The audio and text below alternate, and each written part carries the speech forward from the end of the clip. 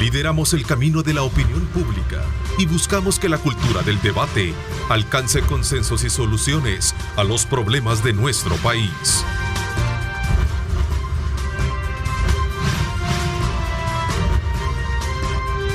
Diálogo con Ernesto López. Son las 6 de la mañana con 30 minutos, 6 de la mañana 30 minutos. Gracias por estar con nosotros en este lunes 2 de mayo de 2022.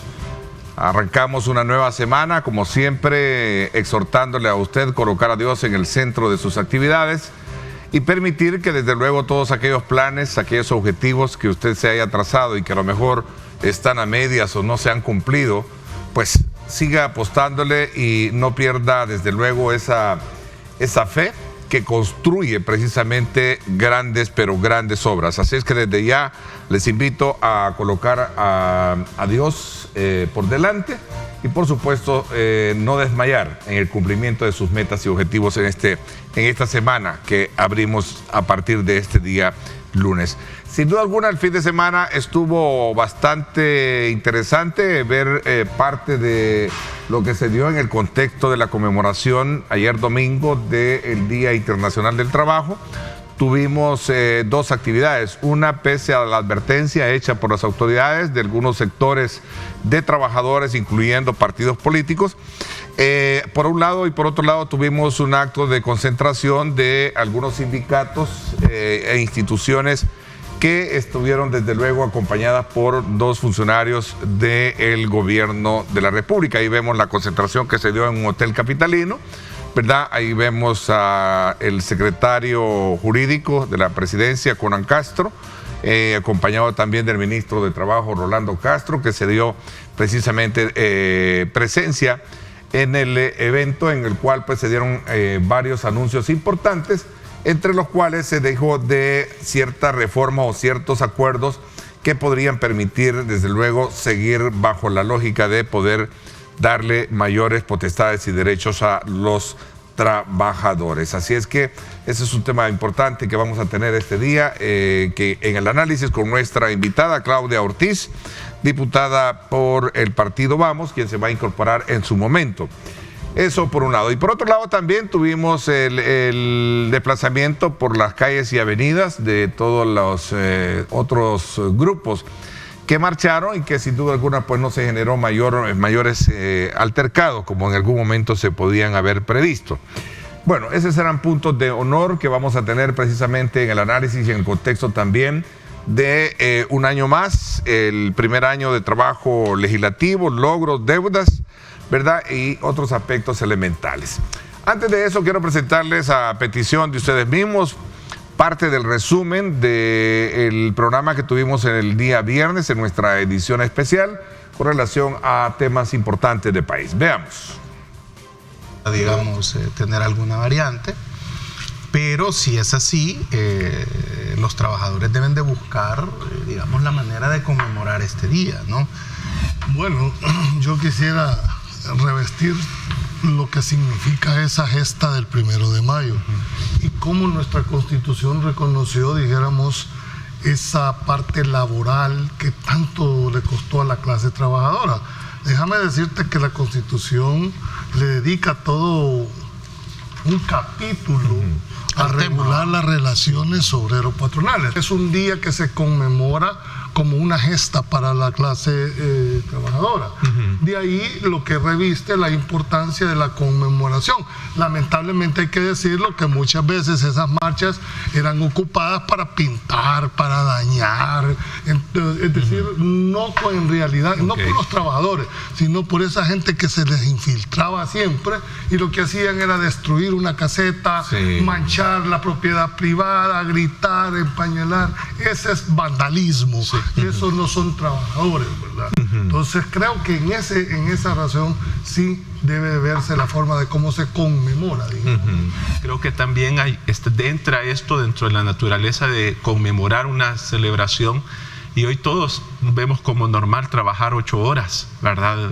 Pero el desconocer la historia nos hace verlo con los intereses que los partidos políticos, porque quiero hacer eco de lo que decía Alvieso, de que se ha ocupado esto con intereses políticos partidarios, lo cual no es correcto. Ahora, viendo el contexto del régimen de excepción, si somos muy puntuales al texto del artículo, no debería de existir ninguno de estos tipos de eventos porque se excluyen, pero hay que ver lo que el régimen de excepción solo ha sido ocupado para poderlo focalizar, ¿verdad? Y que es permitido, está bien, pero eso le quita también la naturaleza que a través de este artículo 29 y el régimen de excepción, decir no se puede hacer ninguna marcha. Yo lo que quiero resaltar al margen de eso, porque eso es una decisión que le va a tocar tomar, es el hecho de que qué significa el 1 de mayo para la clase trabajadora.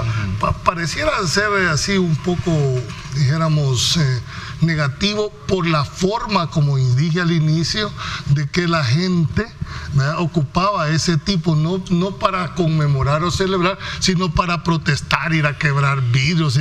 Entonces desnaturalizó, dijéramos, el objetivo para el cual se instituyó una cuestión.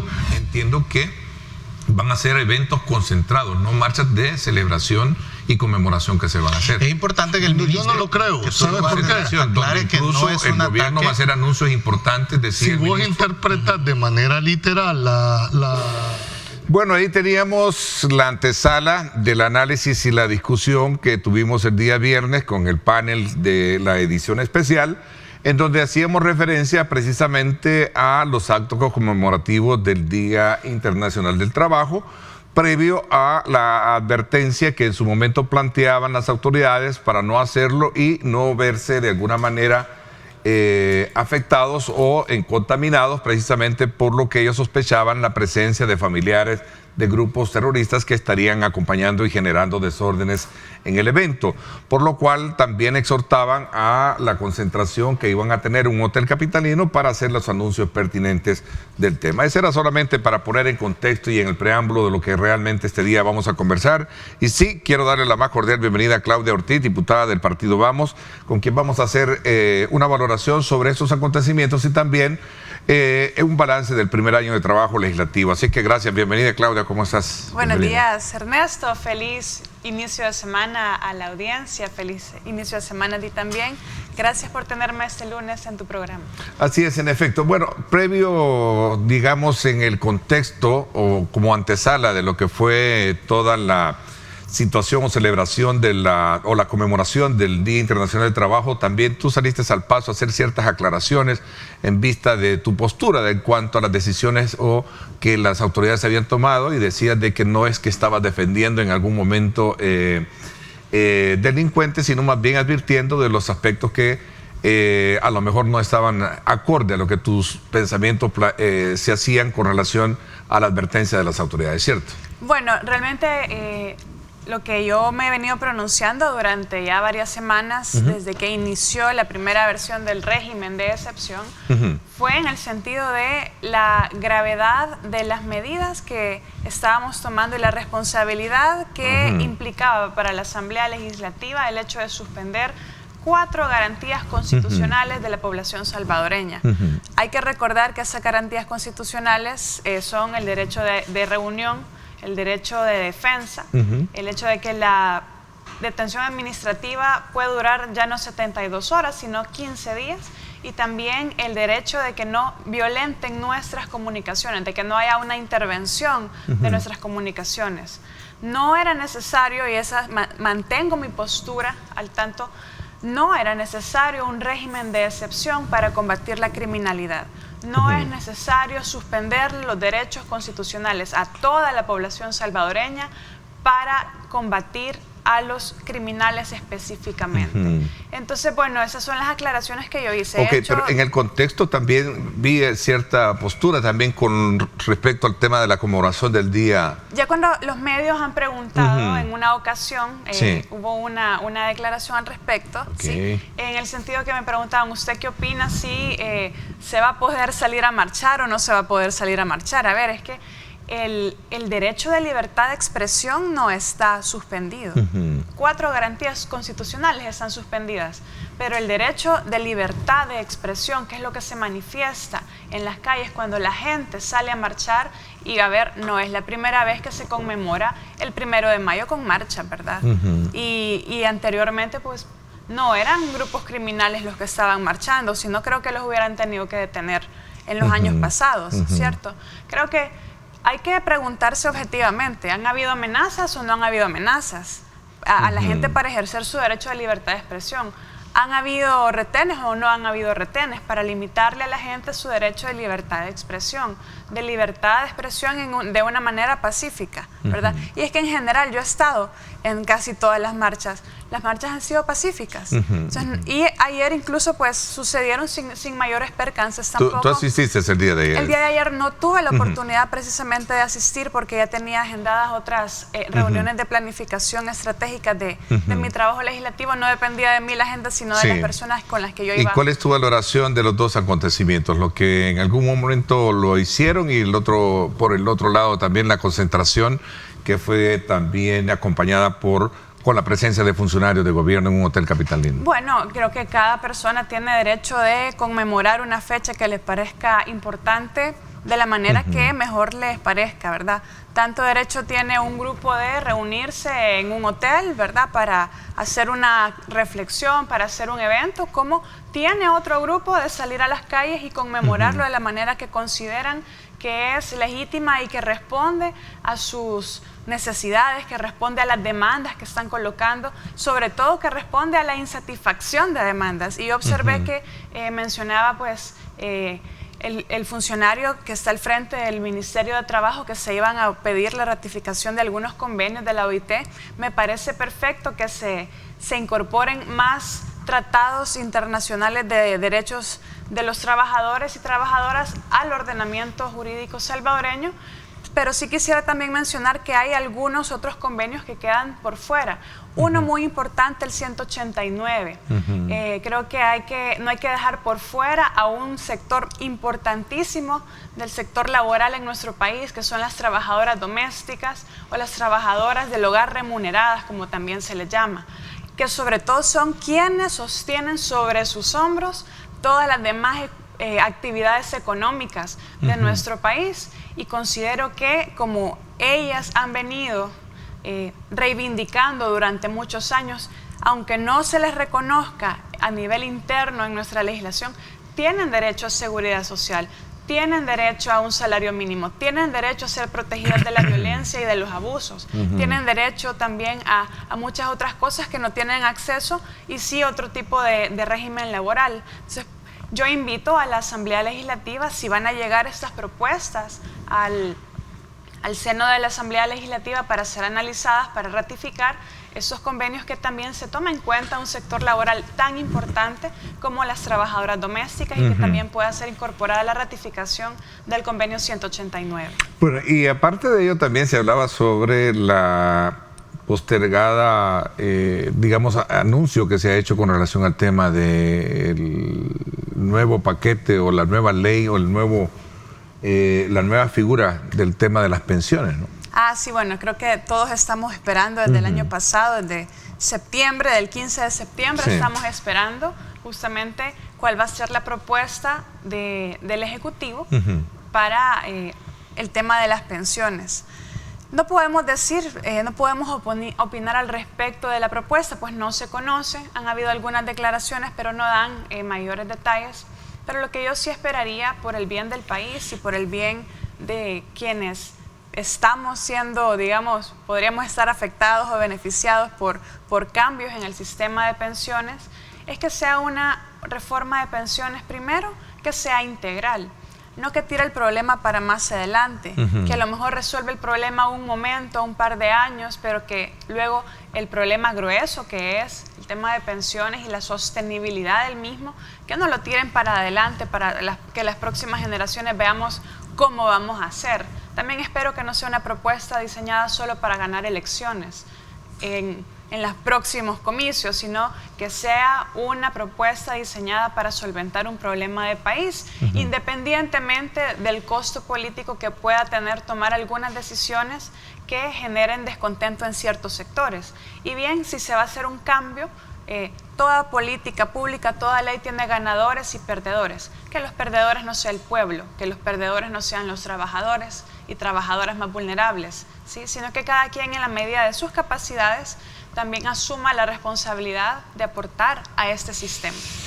Claudia, ¿cuál es tu valoración del trabajo a un año de esta nueva legislatura y que se da, como tú decías, colocando esos elementos últimos, por ejemplo, tu postura con relación al régimen de excepción que se implementó para detener un poco el tema de la delincuencia, y hoy en el contexto mismo de la conmemoración, en donde se dan estos otros elementos que han agregado a tu primera intervención en el programa? Bueno, Ernesto, hace un año estábamos iniciando una nueva legislatura. Un evento que a nivel nacional fue muy esperado, ¿verdad? Porque sin duda, yo lo decía en su momento en alguno de tus programas incluso, marcaba una nueva etapa en la historia política de El Salvador. No sabíamos en qué sentido, pero sin duda una nueva etapa. El 1 de mayo del 2021 marca, sí, un cambio en la historia democrática del país, pero desde mi punto de vista, lamentablemente no ha sido para bien. En el sentido que el 1 de mayo se rompe el orden constitucional en El Salvador, destituyendo a magistrados de la Sala de lo Constitucional y imponiendo funcionarios que están usurpando realmente las funciones de una Sala de lo Constitucional, pues no fueron nombrados con el debido procedimiento, simplemente fueron puestos ahí, ¿verdad? Independientemente, yo no estoy atacando la calidad personal ni profesional de quienes fungen en este momento, pero sí el proceso por el cual fueron nombrados. Igualmente con el fiscal general. Creo que he hablado hasta la saciedad de ese punto, pero marca una pauta de cómo iba a ser el ejercicio del poder desde ese momento.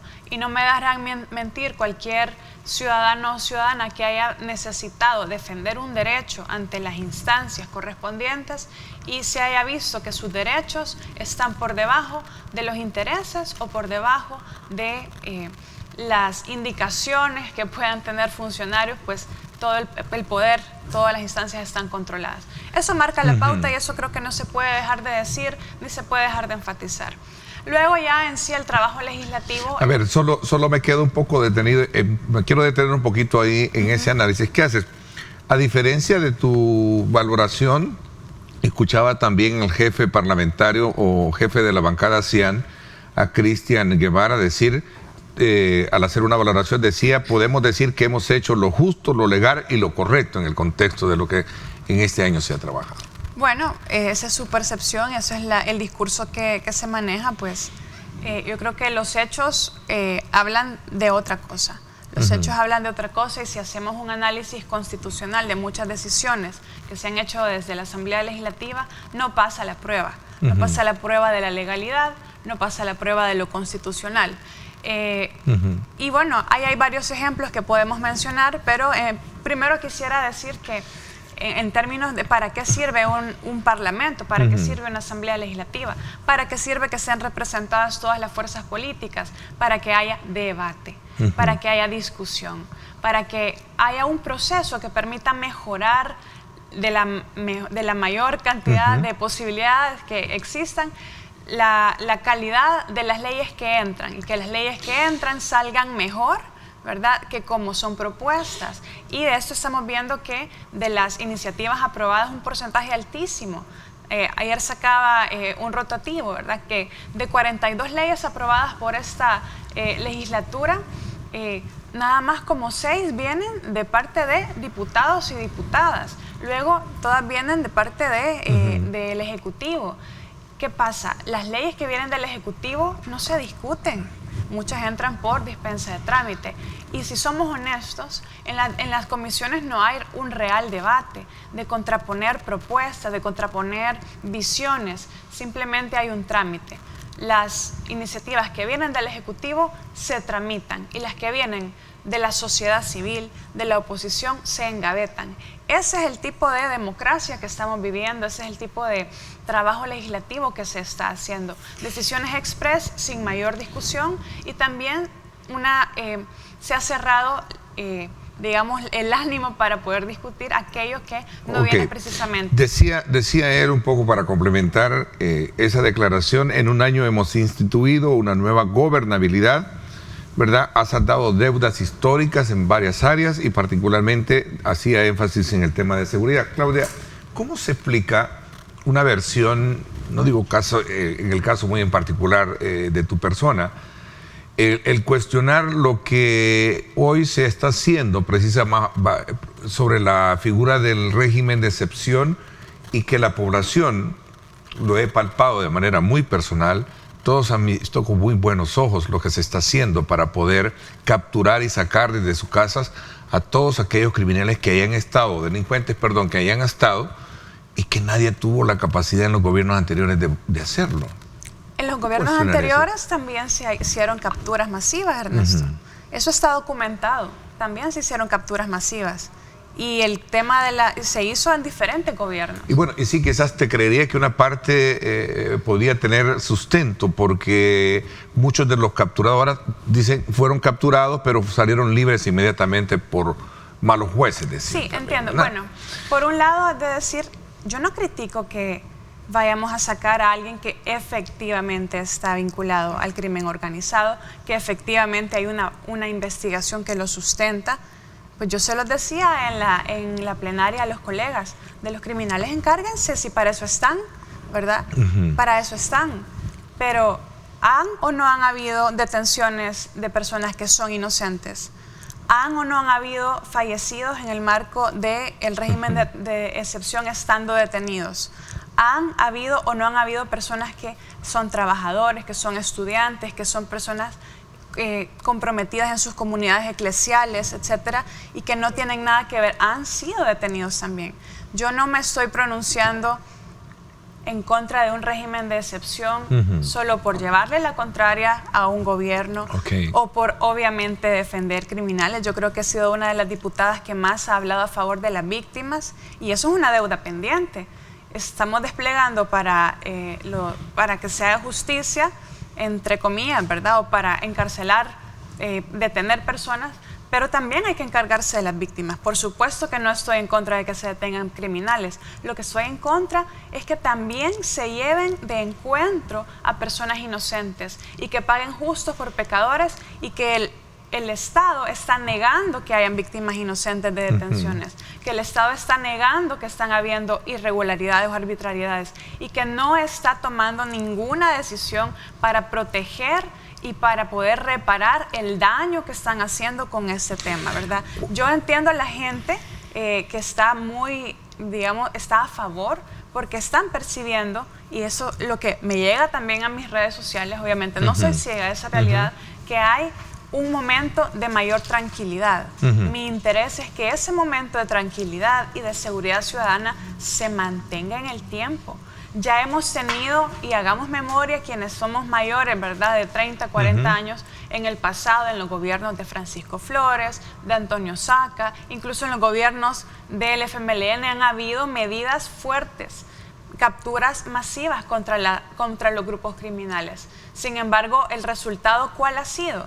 Que se ha recrudecido porque no han sido medidas integrales, sostenibles en el largo plazo. Esa es mi crítica, y quiero aprovechar para dejarlo muy claro. Yo no estoy en contra ni defiendo. Eso es lo que ellos quieren, manipular el discurso y manipular la información para hacer quedar mal a la oposición, que les hacemos ver cuáles son las falencias de las medidas que se están tomando. Pues yo aprovecho el espacio para dejar clara mi postura. Estoy en contra que se detengan personas inocentes sin ningún tipo de cuidado y reparación, y además que no se tomen medidas que sean integrales y sostenibles en el largo plazo.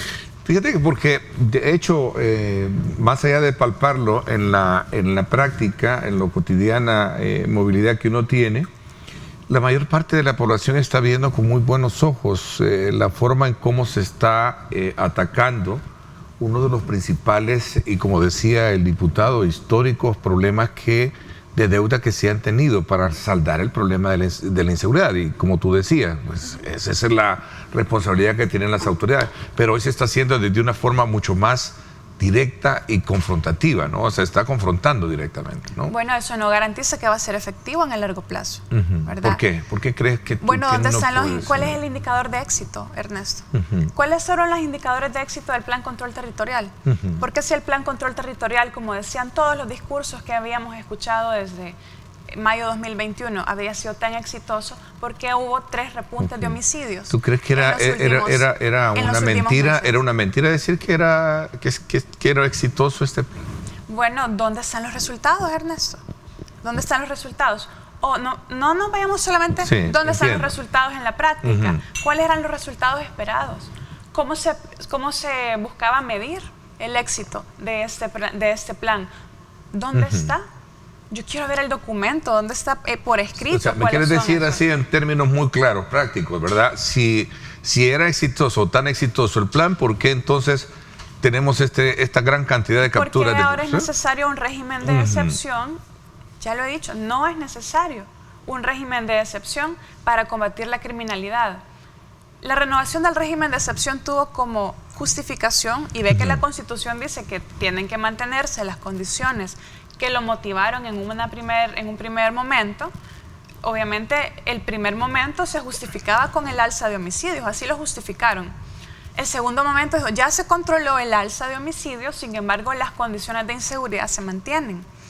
Entonces, va a ser necesario, bajo esa lógica, pregunto yo, ¿va a ser necesario mantener un régimen de excepción con todas las condiciones que estamos viendo, con todas las arbitrariedades que estamos viendo? ¿Hasta cuándo? Y a ver, y además de eso, la renovación del régimen de excepción venía con compañía. Venía acompañada de una ley que permite no ocupar la LACAP, la ley de contrataciones, de licitaciones, de compras públicas, que tiene toda una serie de controles y de procesos para evitar que los contratos del Estado vayan a parar a amigos, familiares, que tengan precios exagerados, ¿verdad? Para evitar todo eso, pues esa ley no va a ser necesario aplicarla para todo lo que tenga que ver con compras públicas en el contexto de un régimen de excepción. Pues ahí está, ¿verdad? En pantalla. ¿Ves allí una especie de un lado oscuro detrás de todo esto? Bueno, el que no lo vea creo que peca de inocente, ¿verdad? Porque esta no es la única ley que se ha aprobado en las últimas semanas en la Asamblea Legislativa que quita la obligación. Fíjate que esa misma pregunta yo se las hacía a diputados de la fracción celeste. Y en su momento expresaban de que en vista de la necesidad con la que se estaba, o la puntualidad, me decían, con que se estaba atacando y capturando, creo que ya sobrepasan los 20,000, era necesario ya pensar dónde se iban a meter a todas Hasta ahora personas, vamos a pensar a dónde. Hasta ahora vamos a pensar a dónde les vamos a meter. Y no sabíamos que habían 60,000 miembros de pandillas o más. ¿Dónde está la planificación de las políticas de seguridad de este gobierno? Si el Plan Control Territorial tenía todas sus etapas, supuestamente, ¿no contemplaba en alguna de esas etapas aumentar la capacidad penitenciaria del país? ¿O se les acababa de ocurrir en ese momento? ¿Y los gobiernos anteriores fallaron, a tu criterio, en eso? Por supuesto que fallaron. ¿Qué valoración tienes en términos comparativos? Eso por un lado. Por otro lado, me gustaría también, de alguna manera, conocer si en algún momento todo este trabajo a nivel legislativo, por ejemplo, de lo que hemos hablado, tiene algo que sea positivo para verlo desde tu perspectiva, ¿no? Si es que lo hay. Voy a hacer una pausa. Gracias, 6:58. Gracias por estar con nosotros. Gracias por estar enviando sus comentarios, sus preguntas a través de nuestras redes sociales. Este programa es presentado por Econoparts, 50 años haciéndote llegar lejos. Bueno, gracias a nuestros buenos amigos de Econopar, que están cumpliendo 50 años, sí, óigase bien, 50 años de estarle ofertando al mercado y ser líderes en venta de repuestos automotrices de calidad mundial. Pues para ellos muchas felicidades, y gracias a ellos vamos a conocer cuál es el estado de nuestro tráfico a esta hora de la mañana en la rotonda del Monumento al Salvador del Mundo. Ahí usted puede apreciar cómo está a esta hora la conexión para 4 importantes arterias de nuestra ciudad capital. Si usted piensa desplazarse por esta zona, recuerde, ahí están las imágenes que sí hablan por sí solas. Me parece que hay algún evento en particular que se va a situar o se va a desarrollar en esa zona, por eso desde ya pues tenga muchísima precaución por el aparcamiento que hay en algún momento de algunos vehículos, como podemos apreciar en estas imágenes. Recuerde, Econopar, 50 años para que tú llegues donde quieras llegar. Este programa fue presentado por Econoparts, 50 años haciéndote llegar lejos.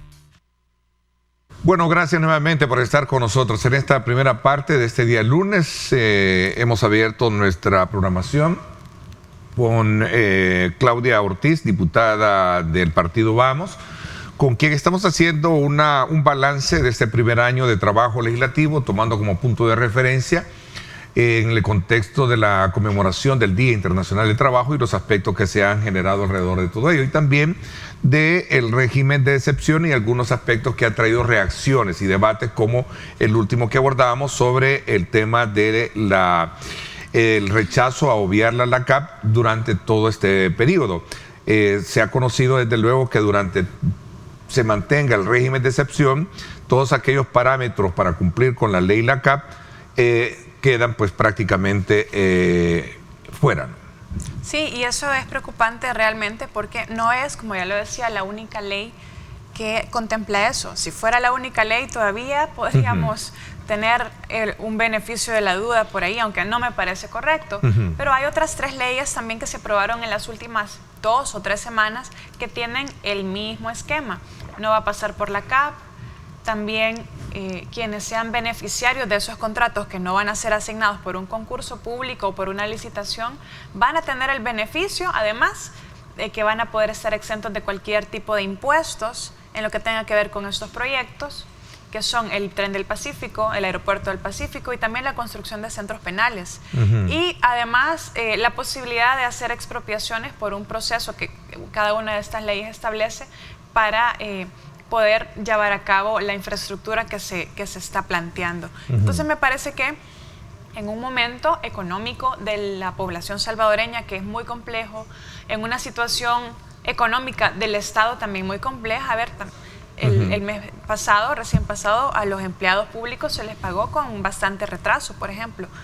Hay señales ahí de que podría haber una falta de liquidez. Esperemos que con esta recaudación de renta eso se solvente un poco, ¿verdad? Para que el Estado tenga oxígeno de funcionar.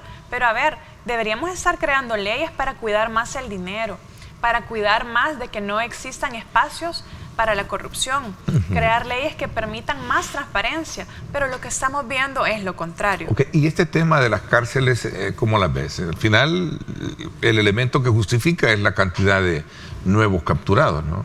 De nuevas capturas. Mi postura ha sido que lo veo como una falta de planificación y una señal de improvisación. Porque es que construir cárceles no es como levantar una tienda de acampar, sí, ¿verdad? Claro. Es una infraestructura compleja que necesita planificación. Es una estructura compleja que además, donde se instala un centro penitenciario, se afecta toda la situación urbanística y de plusvalía y de también ordenamiento territorial de la zona. Hay ciertas regulaciones. Entonces, realmente uno se pregunta, ¿ya había un plan para esto? ¿O simplemente es algo que acaba de surgir ante una necesidad imperiosa ante la gran cantidad de capturas? A ver, dice Daisy Murcia, excelente exposición de Claudia. Ernesto, al fin veo un episodio de este programa con responsabilidad de la ponente, muy objetiva y serena. Al fin veo una persona con carácter que no solo adula en su momento lo que se ha hecho. Más allá está otro que sí dice realmente por qué como oposición no han acompañado este proceso de captura de terroristas que estaban ahí y que los gobiernos anteriores no habían logrado ir a sacarlos a sus casas. Esa es la otra versión, ¿verdad? Bueno, creo que ya respondí al amigo televidente de a qué es lo que me estoy oponiendo específicamente y no a toda la, digamos que no a justamente llevar ante los tribunales personas que han cometido delitos. Obviamente eso no, sino que abogo por medidas integrales en el largo plazo y además que no pase por encima de los derechos de inocentes. Tú me preguntabas, Ernesto, también sobre si hay algo positivo, si hemos visto algo positivo. Vamos a cerrar ese ciclo porque quiero hablar de tu partido también, que ha hecho ciertos cambios, ¿no? De acuerdo. Con el tema justamente de ese discurso que escuchamos en las plenarias, repetirse constantemente que nos oponemos ciegamente a todo. A ver, quienes votan en automático, yo no soy de las que votan en automático. Quienes votan en automático quizás son otros, pero cada voto que se pone frente a esta servidora en los momentos de la plenaria, cada voto es razonado. ¿Y has dado tu voto a Claro algunas? Que he dado voto varios, a favor de algunas cosas, ¿verdad? He votado. No solo lo has negado, ¿eh? No, de hecho, y esa información es pública y Sí. espero también en algún momento en el contexto de este cumplimiento del primer año poder hacer públicos cuáles son algunos de mis votos más emblemáticos y un registro de, Podemos ahorita, ¿sí? de todos los votos, ¿verdad? Pero por ejemplo, ¿qué cosas positivas observo en esta administración? Por ejemplo, hay mayor acceso a través de la innovación a trámites y a procesos. Eso creo que eso es beneficioso para la población, es un derecho de la gente poder saltarse algunos trámites más como ha avanzado la tecnología y la pandemia nos empujó un poco a eso. También, por ejemplo, el tema de la ley Nacer con Cariño. Mira, creo que es una ley que ha dado un paso importante, creo que se puede complementar con otras cosas adicionales, tomar en cuenta realidades específicas donde no han sido incluidas en la ley, como los embarazos en adolescentes o mujeres con discapacidad, pero en general el hecho de que podamos capacitar a los prestadores de servicios de salud materno-infantil o quienes prestan sus servicios de salud en el contexto del embarazo, del parto y el posparto y sensibilizarlos con un nuevo paradigma, creo que es positivo y cosas, por ejemplo, tangibles como que el padre pueda acompañar a la madre durante el parto. Eso es positivo y creo que debería profundizarse. Y también el tema, aprobé también di mi voto a favor de reformas en la ley de adopciones, porque considero que sí, pues al final de una discusión que hubo, mayor discusión, hubo escucha de diferentes sectores interesados en el tema, pues se logró hacer unas reformas que van a permitir procesos un poco más rápidos, más ágiles, tratando de cuidar al mismo tiempo la protección de la niñez y de los A ver, pero aquí te dicen que son temas a los cuales no son tan complejos como los que hemos abordado, por los cuales no ha dado su voto, obviamente, ¿no?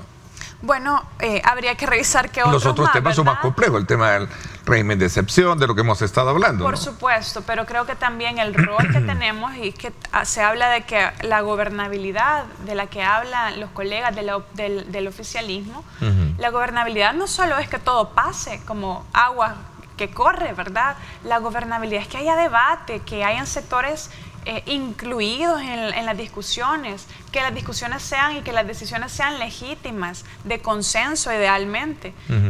Para eso sirve la democracia y el rol de la oposición es justamente ayudar a que los resultados de las leyes que se aprueben sean lo mejor posible, ayudar a identificar las falencias. Es que nuestro trabajo no es endulzarle los oídos a quienes están gobernando. Nuestro trabajo es decirle la verdad, decirle dónde están las fallas, dónde están los vacíos, para que haya un mejor resultado al generar una ley, al generar una política, al nombrar un funcionario, y en todo eso hemos estado aportando. Somos oposición, pero hemos sido propositivos incansablemente, a pesar de que hay bloqueos incluso a las propuestas que no son nuestras. Yo soy un canal para la población, pero han habido propuestas que no son de esta servidora, son de diferentes grupos sociales también y han sido engavetadas. Y los cambios que se programaron en su momento durante la campaña para mover el tema dice acá, para tener, me imagino que es el tema de mayor austeridad en la Asamblea Legislativa, ¿cuál es la valoración que hace tu invitada? No he visto algo concreto de eso realmente, sobre el tema de la austeridad. A diferencia de lo que se decía de antes, ¿no? A diferencia de lo que decía, más bien hemos visto menos transparencia. Yo proponía incluso al inicio de la legislatura, ahí por agosto, que incluso las mismas decisiones de la Junta Directiva fuesen públicas, fuesen publicadas de manera oficiosa. Eso sería un gesto audaz de transparencia, por ejemplo. También creo que hay cosas en las que podríamos estar priorizando. Mira, por ejemplo, yo veo los periodistas en la Asamblea Legislativa, quienes cubren la Asamblea Legislativa. ¿Sabes que no tienen un lugar para hacer su trabajo? Después de sacar las notas, ellos se sientan en el suelo, ellos y ellas se sientan en el suelo, digo porque hay muchas mujeres que están cubriendo también, sí, ¿verdad? Y tratan de trabajar sus notas de la manera más incómoda. En otros parlamentos hay un lugar específico para que trabaje la prensa, por ejemplo, pero estamos viendo que el dinero se ocupa en otras cosas que a lo mejor no son prioridad para un mejor funcionamiento. Entonces creo que se pueden aún retomar, ¿verdad? Hemos conocido que hay viajes, que no se transparentan los resultados, por ejemplo. Hemos conocido también que hay licitaciones abiertas de temas que vienen a redundar en siempre beneficiar el discurso oficial y no beneficiar la pluralidad de opiniones en la Asamblea Legislativa. Por lo tanto, creo que se puede hacer mejor, la población merece mejor sobre todo, como ya lo decía, en un momento como el que tenemos actualmente, donde hay tanta necesidad. Creo que como representantes de la población tenemos que dar el ejemplo. Ok, entonces repruebas un poco lo que se ha hecho hasta este momento. Bueno, tan categóricamente... ¿Para hacer una valoración de esa?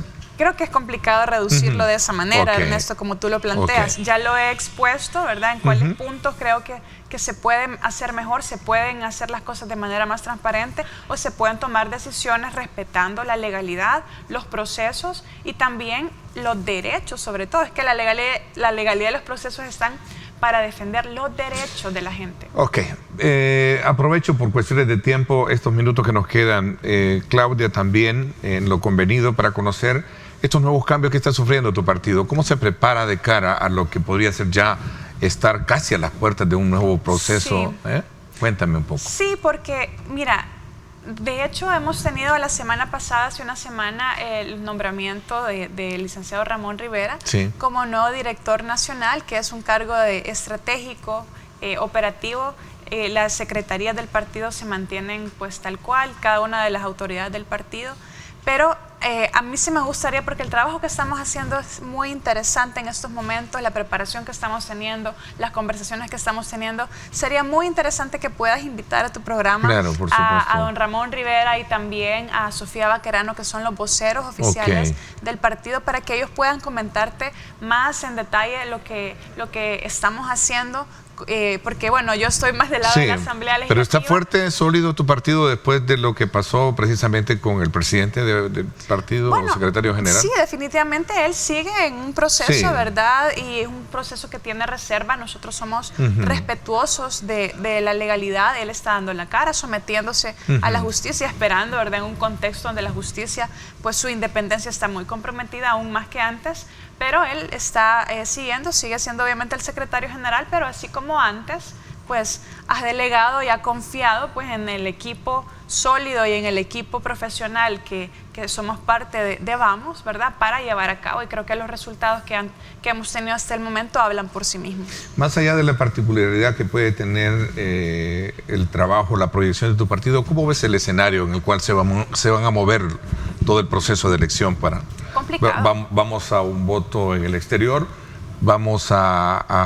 desde luego estamos a la espera de ver la modalidad que va a tener precisamente de ese sector importante de salvadoreños en el exterior. Bueno, yo le quiero hablar a las personas que están preocupadas por el avance de decisiones muy autoritarias en nuestro país y el control que se está teniendo cada vez más de más instituciones, de instituciones que están ahí para defender los derechos de la gente y no para defender los intereses de un partido político. Esto ya lo hemos visto en el pasado, pero ahora es más evidente y es más fuerte que antes. Yo quiero decirle a la gente que está preocupada, a la gente que se considera de oposición, a la gente que a lo mejor confió, le dio el beneficio de la duda a esta administración cuando iniciaba y luego empezó a haber señales preocupantes, que definitivamente ya lo único que va quedando es el tema electoral. Poder hacer un contrapeso, poder pasar una rendición de cuentas a través de los procesos electorales. Y pues el tema del voto en el exterior, pues hemos mantenido siempre de que es un derecho de los salvadoreños en el exterior y que la manera de regularse tiene que ser muy cuidadosa para mantener siempre la transparencia en los procesos, y que la modalidad del voto también tiene que garantizar que sea voto secreto, que sea voto también que permita, digamos, que otros lo puedan auditar, ¿verdad? Y pues justamente que no violente derechos. En ese tema hay mucha duda, tienen todavía mucha duda al respecto, ¿no? O confianza en lo que podría ser un voto electrónico. Bueno, lo que pasa es que no hay una propuesta concreta de parte de... Todavía no se ha logrado ver cuál es la modalidad, ¿no? Que creo que es la parte pendiente que hay. Así es. Yo creo que hay que escuchar a muchos sectores y tantos sectores especialistas. ¿Te casas tú con alguna o hay algo en particular que puedas creer? No, yo creo que es un momento de escuchar, por ejemplo, las autoridades del partido Vamos, como Sofía Baquerano, creo que es especialista en el tema, y sería interesante escuchar también la postura oficial, pero también especialistas que conocen otras experiencias en las cuales ha habido implementación de este tipo de votos y que luego a lo mejor han retrocedido porque no garantizan, que no se puede rastrear quién ha votado cómo ha votado. Ok, satisfecha entonces por tu año de labor que has tenido. Bueno, ha sido sin duda una experiencia muy satisfactoria desde el punto de vista personal, ¿verdad? Sirviendo a mi país de forma profesional, de forma ética, siendo una funcionaria que respeta tanto la institucionalidad como a mis otros colegas diputados, aunque a veces no es recíproco ese ambiente de respeto, ¿sí?, de profesionalismo. Pero, ¿cómo te sientes frente a ese escenario? Porque es tu primera experiencia y frente a un escenario donde... como yo me sienta, no es importante. Digo, realmente. por el hecho de poder debatir, porque se supone que el Parlamento sirve para debatir, no para ofender, porque Sí. entiendo que a veces surgen más ofensas que debates, ¿no? Mire, y no lo digo por ti, lo digo por el resto. Como yo me sienta, ¿sí?, no es tan importante, sino lo importante es cómo eso afecta o no la democracia del país. El debate de temas importantes. Estamos 3 sí, horas insultándonos, no vamos a avanzar en temas de país, no vamos a abordar los temas que a la gente le afectan. Okay. Hay una carencia del debate a tu criterio. Sí. No, por supuesto. Y el debate es evidente, útil, porque así podemos poner sobre la mesa temas que están afectando a la gente, el costo de la vida, ¿verdad? Los alimentos siguen aumentando de precio a pesar de que se aprobaron supuestamente 11 medidas, que no han sido 11 medidas realmente. La gente sigue teniendo dificultades en temas de transporte público, aunque se renovó el subsidio, ¿verdad? Y bueno, ahí no apoyé porque no era una medida integral. La gente sigue teniendo falta de acceso a servicios públicos como educación de calidad, el agua, salud, aunque se han aprobado leyes, pero no han sido las leyes más discutidas y tampoco las más adecuadas. Ok, te agradezco muchísimo que nos hayas permitido abrir nuestra programación de esta semana, precisamente conociendo desde tu perspectiva todos estos hechos o acontecimientos que han estado marcando esta efeméride del Día Internacional del Trabajo y por supuesto una valoración del trabajo legislativo. Muchísimas gracias por habernos acompañado. Ha sido un verdadero honor, muchas gracias y un saludo y una bendecida semana para toda la audiencia de tu programa. Así es, en efecto, vámonos entonces ahora a una pausa. Cuando regresemos vamos a hablar precisamente con el comisionado presidencial de proyectos estratégicos, vamos a conocer otro ángulo también de los acontecimientos o la coyuntura de país con Cristian Flores. Así es que desde ya les invito a que me acompañen. Pausa y regresamos 7:19. Experimenta el poder limpiador de Tecron. Texaco con Tecron. Libera tu potencial. Bueno, vámonos gracias a Texaco con Tecron a conocer cómo está el estado del tráfico a esta hora de la mañana en el sector de la Avenida Jerusalén. Aprecie usted, obviamente es día lunes, casi la hora es inminente que se va a mantener así, un tráfico lento, ¿verdad? Así es que desde ya, gracias a Texaco con Tecron, este es el informe del tráfico. Recuerde usted llenar su tanque y descubre que solo Texaco con Tecron te da más kilometrajes. Esto gracias a su aditivo limpiador Tecron, que mantiene limpio tu motor brindando un mayor desempeño para tu vehículo. Así es que si usted me pregunta que si ahorro en cada kilómetro, por supuesto, solo con Texaco con Tecron. Experimenta el poder limpiador de Tecron. Texaco con Tecron. Libera tu potencial. Bueno, gracias nuevamente por estar con nosotros a esta hora de la mañana. Quiero darle la más cordial bienvenida a Cristian Flores, comisionado presidencial de proyectos estratégicos. Bienvenido, Cristian. Gracias por acompañarnos. Muchas gracias, mi estimado Ernesto. Gracias al pueblo salvadoreño por darnos la oportunidad de dirigirnos a ustedes, esperando que haya podido descansar su fin de semana y el día de ayer que se conmemoró el Día del Trabajo, donde representa toda nuestra fuerza laboral salvadoreña. Pues para nosotros es un honor iniciar este lunes con ustedes y compartir sobre temas importantes del país. Hablando de temas importantes, sin duda alguna, para generar un clima de negocios, de oportunidades, de inversión, etcétera, etcétera, se necesita de tener, obviamente, a un país libre de delincuencia. Hablemos un poquito de tu perspectiva, cómo examinas este combate que se ha tenido contra los grupos terroristas y las medidas de seguridad que ha implementado el gobierno. Bueno, eso creo que es algo muy importante de valorar, ya que a nivel personal, pues nosotros hemos tenido la experiencia en el pasado de vivir bajo situaciones difíciles, como familias, como empresarios, como ciudadanos de todo nivel, donde siempre el país estuvo asediado por las pandillas, estuvo agobiado por un peso que se llama extorsiones, sí, y eso frenó el crecimiento económico. Y no solamente eso, sino que también puso en riesgo la vida y cobró la vida de miles de familias y muchas personas que tuvieron que huir del país. Pero en este caso nosotros lo que medimos son resultados.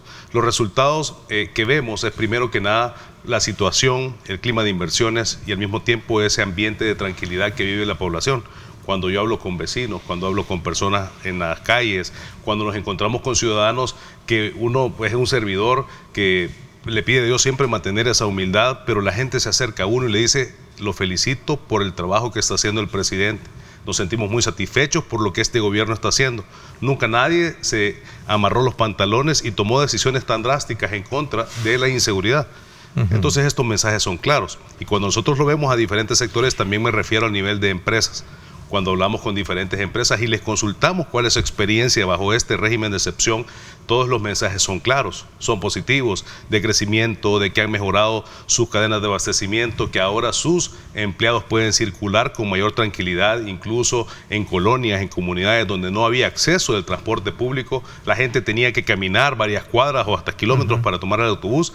Ahora la gente puede recibir el autobús a la puerta de su casa. ¿Por qué razón? Porque esta intervención ha sido 100% para garantizar los derechos constitucionales de los ciudadanos honestos, para poder enfocarse en combatir la delincuencia, recuperar los territorios, y esto es parte, por supuesto, de un plan del presidente llamado Plan Control Territorial. Entonces, el resultado es positivo y lo vemos incluso en las mismas encuestas, cuando 9 de cada 10 salvadoreños está de acuerdo con este régimen de excepción. Y en 23 días hemos tenido excelentes resultados, hemos tenido un nivel bajísimo de homicidios, entonces son señales claras de que las cosas se están haciendo bien. En ese contexto, por cierto, hoy veía unas declaraciones del presidente de Coexport, en la cual él hacía ver precisamente que a raíz de todas las disposiciones que se han tomado en temas de seguridad, pues se ha tenido una mejor logística y distribución acompañada de la seguridad en todo el territorio nacional. Lo decía Marvin Melgar, presidente de la empresa Meller y también presidente de Coexport, ¿no? Nosotros le agradecemos a la empresa privada la confianza que tienen en este gobierno, la confianza que tienen en el país de invertir y de sacar adelante sus proyectos, y al mismo tiempo de parte del presidente tenemos un mandato de acercarnos a todas estas empresas, a diversas industrias, a cualquier tipo de emprendimiento, para poder poner a disposición cualquier tipo de ayuda, apoyo, gestión y facilitación, para que ellos puedan hacer sus trámites expeditos y al mismo tiempo para sondear sus propias experiencias. Y el mensaje que hemos tenido de parte de Meller, que es una empresa, sabemos que es muy reconocida por todos los productos de cacao que ellos manejan, tienen muchos años de trayectoria, incluso su padre fundó esa empresa, decía, nosotros hoy tenemos una gran oportunidad, incluso la economía de un país, el resultado de un país. Tú visitaste la empresa, ¿no? Claro, fuimos invitados por ellos para poder conocer sus procesos, para ir a sondear cuáles son sus expectativas de crecimiento, y nos contaban una experiencia muy positiva, que incluso en el año de la pandemia fue uno de sus mejores años.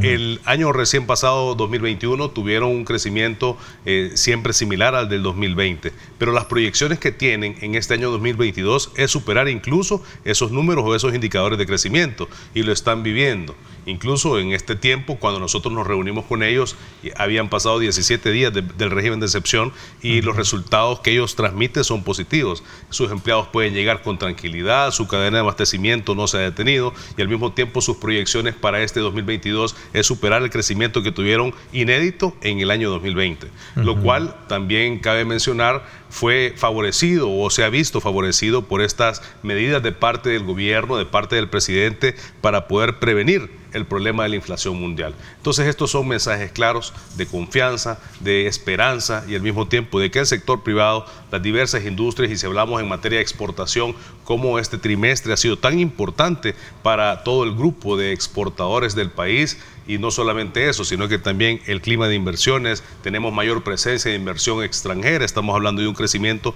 del 3% de los últimos 5 años en inversión extranjera. Entonces, si ponemos todo esto en una balanza, son resultados positivos, y también queda claro de que el país va por un buen camino. Ahora, esto es un factor importante. ¿Han habido ya algún tipo de respuestas en vista de este clima, un poco más seguro? Se habla de, la autoridad ha sostenido que se tienen más ya de 20,000 capturas de delincuentes. se tiene un clima de número de homicidios abajo. Estamos ya por los 22.750, es la fuente de la Policía Nacional Civil. En respuesta a todo este tipo de iniciativas que se han hecho en el marco del régimen de excepción de inversión. Es correcto. En este sentido, nosotros hemos visto cómo la población salvadoreña puede trabajar con tranquilidad. Estamos hablando de que lo que se ha incautado dentro de todos estos estas detenciones, no solamente se trata de sacar 22.000 delincuentes de las calles, personas que tienen antecedentes, que han dañado mucho a miles de familias, sino que también se han recuperado más de $1 millón de las mismas extorsiones que estas mismas personas estaban haciendo, de robos de vehículos, de celulares y por supuesto de todo el daño que han hecho a nuestra sociedad. Pero en cuanto al nivel empresarial, cuando hablamos con diversas empresas, también hablamos con una empresa muy reconocida en la pesca, que es Calvo, el Grupo Calvo, sí. Pues también tienen unas proyecciones de crecimiento. Ellos tienen ese nivel de tranquilidad, tienen una proyección de incrementar el 30% su productividad y también tener mayor presencia en otros mercados, y esto para nosotros es un buen mensaje porque estamos hablando de 600 nuevas plazas de trabajo, y no solamente eso, sino que a nivel país, con diversas empresas que nosotros nos reunimos, la expectativa es la misma, la sensación es la misma, y nosotros estamos claros. Vamos a combatir la corrupción, vamos a combatir también la delincuencia, independientemente a lo que algunos grupos digan, porque nosotros estamos en pro de la ciudadanía, en pro de los salvadoreños, y si bien es cierto, hemos conocido de algunas ONG que siempre tienen esas tendencias para generar este tipo de crisis, pues el presidente está muy enfocado en lo que digan y piensen los salvadoreños. Ok, a eso se le suman las medidas ante la crisis mundial y los impulsos económicos que el país ha dado. Vamos a hablar un poquito de eso también. Voy a hacer una pausa. Cuando regresemos, ya se abrieron también los espacios para aclimatar el desarrollo de los dos grandes proyectos para el oriente del país, el Tren del Pacífico y por supuesto también el aeropuerto en la zona. ¿Te parece? Así es. Vamos a hablar de eso cuando regresemos. Gracias por estar con nosotros. A usted tiene preguntas, háganla llegar a través de nuestras redes sociales. Recuerde, para poder darle lectura durante el programa. Este programa es presentado por Econoparts, 50 años haciéndote llegar lejos. Bueno, vámonos, gracias nuevamente a Econoparts, a conocer cuál es el estado del tráfico a esta hora de la mañana. Recuerde, 50 años haciéndote llegar lejos. Gracias a Econoparts. Vámonos ahora entonces a conocer cómo están las calles. Recuerde, ellos son líderes en la venta de repuestos automotrices, lo mejor para tus vehículos. Vámonos ahora hasta el sector del Pedregal para conocer cómo está la carga vehicular a esta hora, que conecta ese paso a 3 niveles y por supuesto también la llegada hacia lo que sería el redondel de Naciones Unidas. Así es que desde ya tome en consideración estas imágenes. Gracias a Econoparts, 50 años para que tú llegues donde quieras llegar. Este programa fue presentado por Econoparts, 50 años haciéndote llegar lejos. Gracias nuevamente por estar con nosotros a esta hora de la mañana. Bueno, parece ser que ya las condiciones favorables desde el punto de vista del marco legal, la parte que tiene que ver precisamente con los procesos de apertura de licitación del Tren del Pacífico, el aeropuerto, es una casi realidad. Es una realidad, estos son proyectos prioritarios de parte del presidente, incluso existe un equipo multidisciplinario de técnicos, consultores, diferentes instituciones articuladas, como es CEPA, el Ministerio de Obras Públicas, directamente de la presidencia, un equipo especializado para darle seguimiento a estos proyectos que ya estamos en una fase dar el paso para la ejecución. Estos procesos es importante reconocer la labor que también hemos tenido de parte de la nueva Asamblea Legislativa con un apoyo fundamental para que tengamos procesos más express, para que tengamos por supuesto procesos avalados por el Ministerio de Hacienda y por supuesto verificados por la Corte de Cuentas con toda claridad y transparencia. Pero lo que nosotros tenemos claro y dejamos un mensaje a la nación muy importante es que este gobierno no se va a meter en procesos burocráticos, este gobierno no va a construir elefantes blancos, este gobierno tiene un compromiso para ejecutar estas obras y obras que traigan beneficio a la ciudadanía. Por esa razón se obvia un poco el tema de la CAP y que fue crítico el punto a la hora del debate en la Asamblea Legislativa. Bueno, ha sido muy claro la postura de la oposición que hemos tenido, incluso pues, hemos tenido panelistas que mencionan con toda claridad y se declaran opositores de todo lo que este gobierno hace. A mí me parece fundamental como valores del ser humano que cuando se hace algo en beneficio de la ciudadanía, independientemente a mis ideologías políticas, yo debo de poner en primer lugar el bienestar de la población. Y esto ha sido todo lo contrario de lo que hemos tenido de parte de la oposición, que critica, que utiliza sus medios, que utiliza siempre sus canales de comunicación para poder desacreditar cualquier cosa que el gobierno hace. Pero el mensaje es claro: cuando nosotros tenemos un presidente que tiene una aprobación, mantiene el liderazgo como el presidente con mayor aprobación a nivel mundial, con el 83% según la consulta Mitofsky, como también nosotros hemos visto a nivel nacional el apoyo y el respaldo de parte de la ciudadanía, es porque este gobierno está enfocado en crear proyectos que sean tangibles. En el pasado nosotros hemos visto cómo se robaron, cómo saquearon las arcas del Estado, y todo lo contrario lo que vemos ahora: obras constantemente, obras públicas, haciendo proyectos de conectividad. Vemos cómo el Ministerio de Salud invierte en la salud pública, vemos cómo hay inversiones importantes en materia de educación, vemos cómo está claro el resultado de lo que se está haciendo en materia de seguridad nacional. Entonces todas estas cosas la ciudadanía lo ve, y el sol no se puede tapar con un dedo. Ok, cuéntame un poquito entonces cómo van estos procesos de aceptación o de sometimiento a lo que ya se han hecho para la concesión de lo que sería el Tren del Pacífico y el aeropuerto. ¿Cómo van los trámites? Bueno, hay un acercamiento constante de diversas empresas que quieren ser partícipes de estos proyectos para ver ya la parte de diseño, la parte de ingeniería, la evaluación y situación técnica, el modo operativo.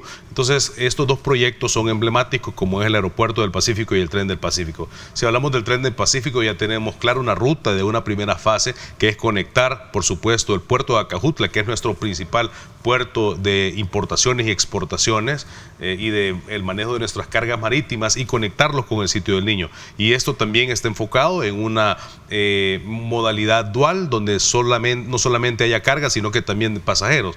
Entonces ya hay empresas, 3 empresas que se han inscrito para poder licitar en esta fase de diseño. Nosotros nos sentimos satisfechos de ver un proyecto plasmado en el Plan Cucatlán, que está ya a días de iniciar su ejecución, tal cual es el Aeropuerto del Pacífico. Y el Aeropuerto del Pacífico no solamente estamos hablando de una infraestructura aeroportuaria, sino que también se habla de un entorno de inversiones en cuanto a todo su ecosistema y a todas las zonas aledañas al Aeropuerto del Pacífico, lo cual ha despertado el interés de muchos inversionistas. Estamos hablando que dentro de la empresa privada ya se tienen materializadas sus inversiones, sus proyecciones, que rondan alrededor de $2.000 millones. Y en una primera fase, que sería en este año 2022 y el 2023, hay una inversión de aproximadamente $387 millones con diferentes gremiales, con diferentes instituciones o empresas que están en el rubro del turismo, de la hotelería, y nosotros pues son alicientes porque ellos han creído en este proyecto.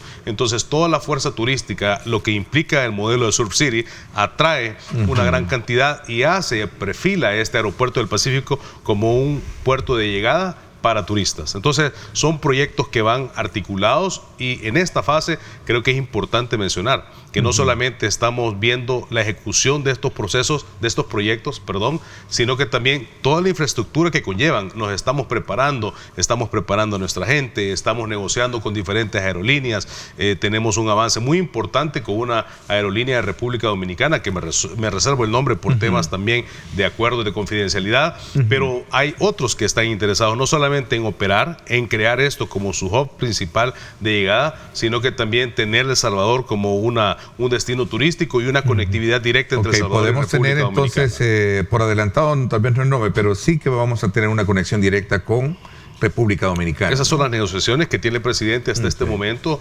Esperamos en los próximos días. Ellos han pedido sentarse con el presidente porque creen y confían en el modelo Bukele, que así es muy conocido, y sobre todo porque es positivo. República Dominicana tiene uno de los principales atractivos, es su parte turística, ¿no? Claro, y nosotros tenemos ese tremendo potencial. El Salvador se caracteriza por tener ese gran potencial, primero que nada por el carisma de nuestra gente.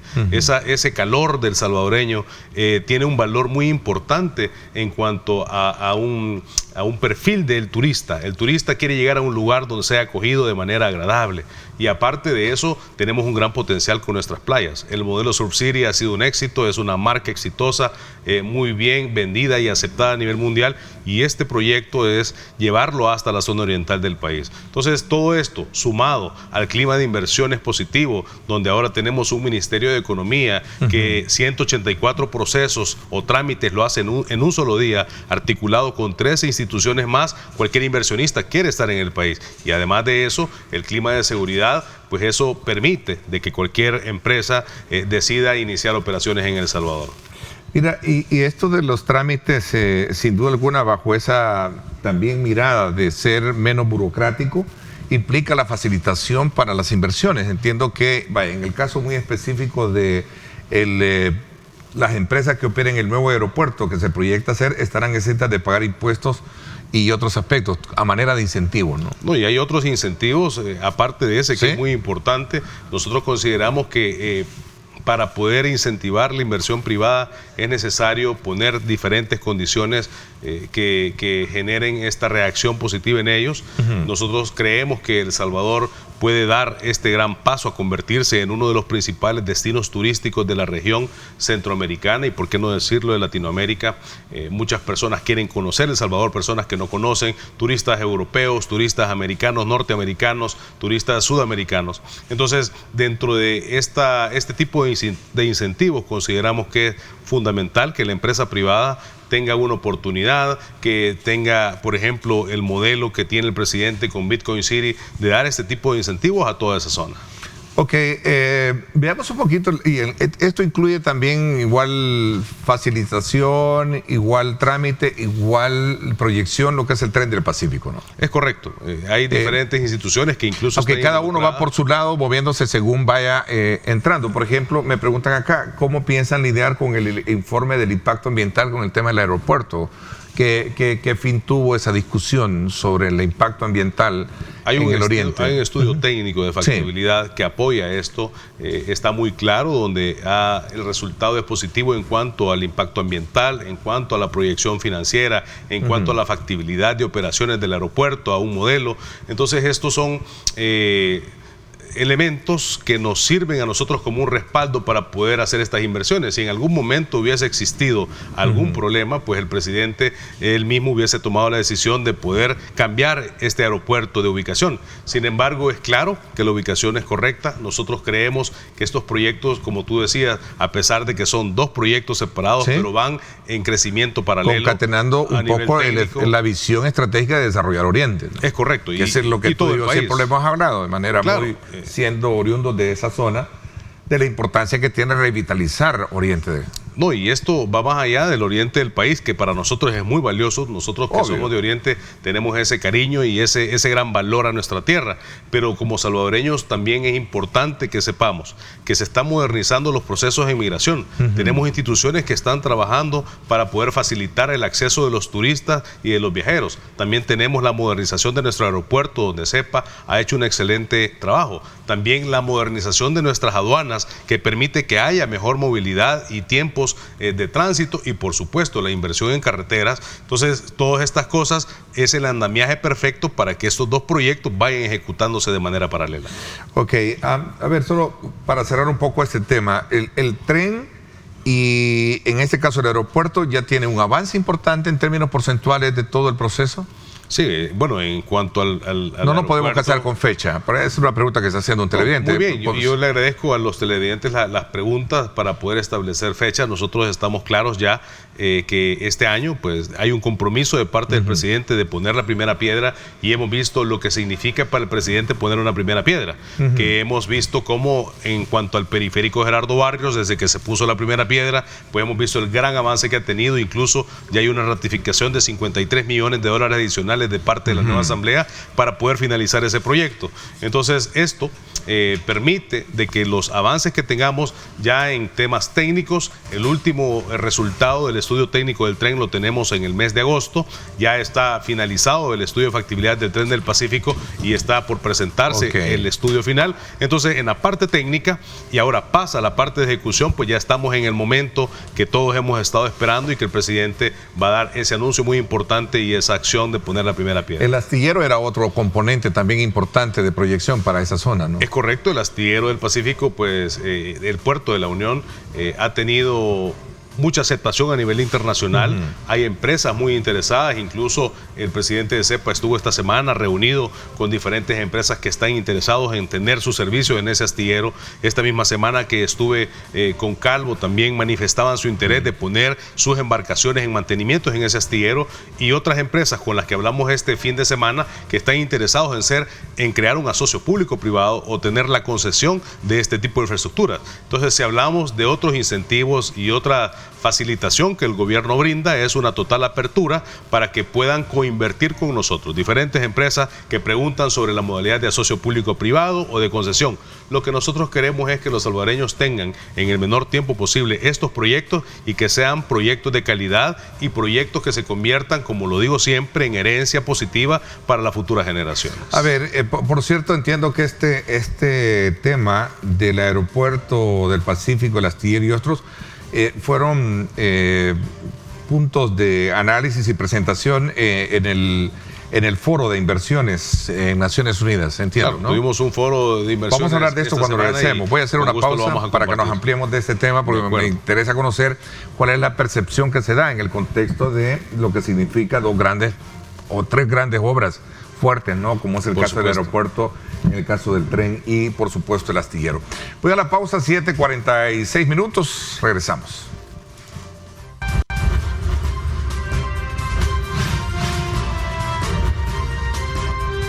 Diálogo con Ernesto López. Gracias nuevamente por estar con nosotros a esta hora de la mañana. Vamos a aprovechar estos minutos que nos quedan precisamente para seguir conversando y conociendo las proyecciones que tiene el país desde la perspectiva de la Comisaría Presidencial de Proyectos Estratégicos, de estos temas que han sido frecuentes en el análisis que hemos tenido para ir viendo el avance que tiene, el estatus de avance que tiene o bitácora de desarrollo. Hablábamos precisamente de cómo están ya los procesos de designación y apertura para los procesos de licitación, tanto del aeropuerto, así como también del tren del Pacífico, entre otros. Y, por supuesto, ahora me gustaría conocer en ese mismo contexto la participación que hubo en el Foro de Inversiones organizado por Naciones Unidas. Cuéntame. Fue una oportunidad para El Salvador, es primera vez que participa en un foro de inversiones de la ONU, no solamente para hablar de los proyectos importantes del país, sino cómo cumplen estos proyectos los objetivos de desarrollo sostenible.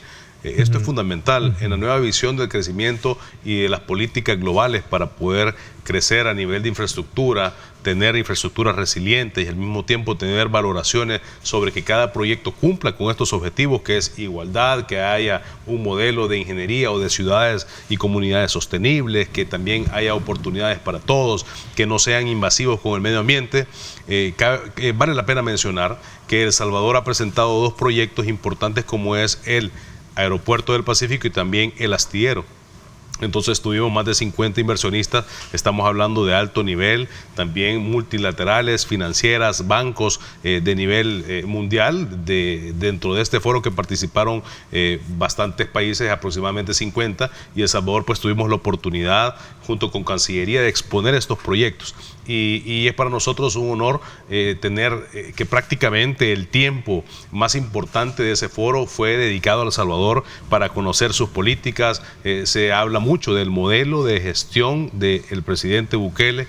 O sea, vemos más allá dentro de todo esto cómo existe un liderazgo reconocido del presidente y su forma de gobernar, y al mismo tiempo la calidad de proyectos que presenta, y lo vinculamos o articulamos también con este tren del Pacífico. Entonces, cabe mencionar que estos proyectos cumplen todos estos objetivos de desarrollo sostenible. Ya tenemos una cartera, un directorio importante de inversionistas interesados en poder conocer de estos proyectos, de poder financiar estos proyectos o también ser copartícipes, porque reitero la apertura de este gobierno a poder compartir con la empresa privada estas oportunidades de inversión. Entonces, esto también da un nivel de transparencia para que estos procesos puedan ser obviamente conocidos por la ciudadanía y también generar una mayor cantidad de empleos y por supuesto van a ser de alto ingreso. Si hablábamos algo muy importante respecto al astillero, el astillero tiene un potencial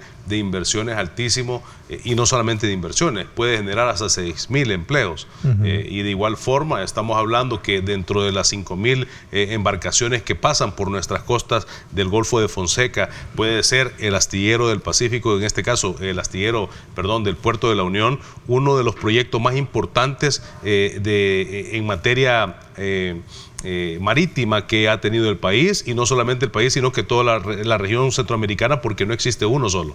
Sí existe uno en Panamá, pero sabemos qué pasa en Panamá, que prácticamente es un cuello de botella, los costos son altísimos. Incluso hemos hablado con empresas panameñas que están interesadas en poder coinvertir con nosotros en el proyecto del astillero, que tienen que mandar sus embarcaciones a Dubái a que tenga mantenimiento ahí. Y no solamente hablamos con este nivel de embarcaciones de diferentes dimensiones de eslora, sino que también tenemos a empresas de cruceros que han dicho nosotros queremos estar ahí.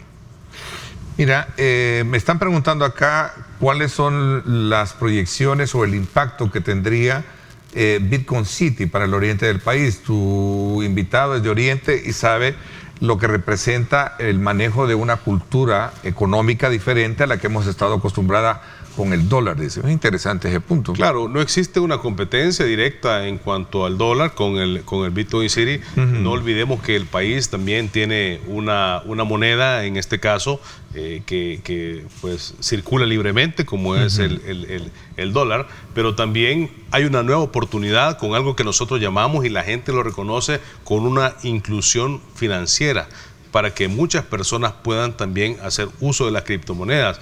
Incluso dentro del enorme abanico de empresas y de inversionistas que atendemos, hay muchos que están, son importantes inversionistas en criptomonedas. Lo que abre para Oriente en específico y para todo el país es oportunidades de inversión, para poder captar diferentes capitales, diferentes modelos de inversión a nivel mundial que puedan canalizar o que puedan enfocar sus inversiones o capitalizarlas en El Salvador. Entonces esto genera oportunidades de empleo, oportunidades de desarrollo profesional, empleabilidad, como dije, y al mismo tiempo oportunidades. Solo voy a poner un ejemplo para hacerlo más práctico. Por ejemplo, hemos visto la enorme cantidad que ha creado de empleos la Dirección de Obras Municipales. Y no estamos hablando de empleados que estén en planilla de la Dirección de Obras Municipales, sino que locales. Las oportunidades que han existido para los locales, para poder ser copartícipes y trabajar, y esto permite de que haya una dinamización en nuestra economía. De igual forma, con estas inversiones que podría traer Bitcoin City, con la proyección que tiene, con las expectativas que se han generado y con el modelo que el presidente le ha dado, pues permite de que toda esta infraestructura sea construida por manos salvadoreñas, por los locales, y al mismo tiempo operada, sus servicios, sus diferentes cadenas de abastecimiento. Entonces esto permite de que El Salvador tenga un modelo de economía diferenciado. Sería el primer proyecto de esta naturaleza en el mundo. Entonces traería un gran beneficio, y creemos que así será para todos los salvadoreños. Ahora, aquí me preguntan cómo piensan desarrollar la parte relacionada con el turismo, sobre todo porque todo se concentra, pero yo creo que es más de la ministra de Turismo, si todo se concentra en Sur City y La Libertad. En el caso del Ministerio de Turismo, que ha hecho una excelente labor, nosotros hemos dejado de vender marcas país con embajadores que no produjeron nada ni trajeron nada positivo al país. Hemos tenido un Ministerio de Turismo que ha cambiado esta imagen de El Salvador. El Salvador se convierte, hemos visto cómo ha incrementado el número de viajeros, estamos hablando solo 1.400.000 visitantes que hemos tenido, cómo El Salvador aumenta sus volúmenes de tráfico aéreo y de personas que visiten el país. Y esto es porque existe una estrategia que se llama Surf City, que va de la mano también con estrategias de seguridad.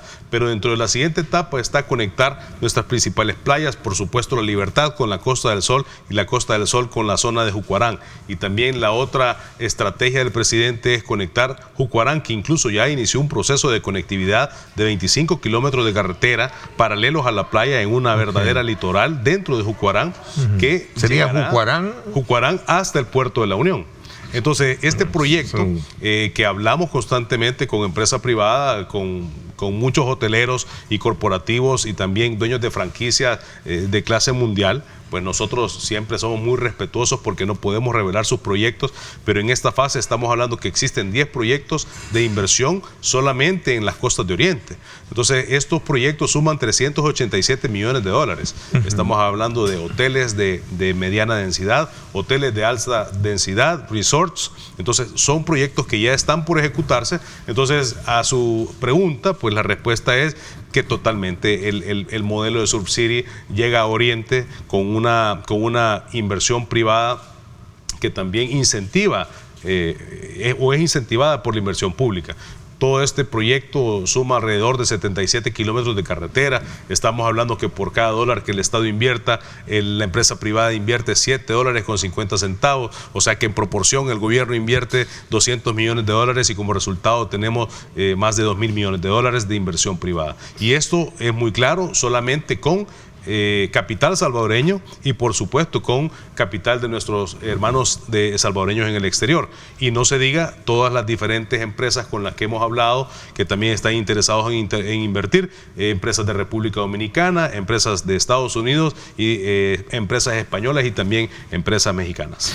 Bueno, lo importante es que todo esto se da también en el marco de la ley de régimen especial para la simplificación de trámites y otros aspectos que tienen que ver con el tema de inversión en la zona, ¿no? No, y esto no solo específicamente en el tren y también el caso del aeropuerto. Tiene que ver porque es fundar las bases. No podemos hablar de estos grandes proyectos si no restauramos el tejido social, si no recuperamos los territorios y hemos visto la eficiencia del Plan Control Territorial. Y un mensaje claro en la comunidad internacional a los inversionistas ha sido qué grandes logros tiene El Salvador en materia de seguridad y pues nosotros nos sentimos tranquilos y seguros de poder invertir ahí. Y también lo dice la empresa privada. Ok, el tiempo se acabó. Quiero agradecer, Cristian, que nos hayas acompañado esta mañana de lunes también para colocar sobre la perspectiva de lo que podría ser ya el avance de estas 3 grandes obras que se proyectan para el oriente del país. Zona que sin duda alguna por mucho tiempo había estado bastante letargada, ¿no? O alejada de las agendas de desarrollo que se podían haber hecho. Muchas gracias por la oportunidad y estamos tranquilos y confiados de que todos los proyectos son para el beneficio del país y van más allá de una zona. Estamos hablando de punta a punta. El Salvador, sus 20.000 kilómetros cuadrados, tienen un presidente que está al frente peleando batallas contra la inseguridad y al mismo tiempo comprometido con que hayan proyectos de desarrollo para todos. Muchas gracias. En efecto, gracias entonces a ustedes, amigos, quienes nos han sintonizado. Muchísimas gracias. Los invito a que no se pierdan En Directo con Ernesto López Radio hoy en 107 Fuego, 7 de la noche. Como siempre, la invitación para vernos y escucharnos en radio. Vamos a la pausa. Entonces vamos a despedir ya nuestro programa. Por supuesto, pásenla bien y como siempre recuerden lo más importante, amar a Dios sobre todas las cosas.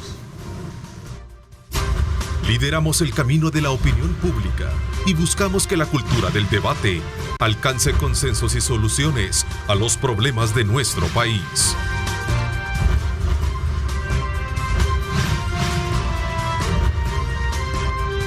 Diálogo con Ernesto López.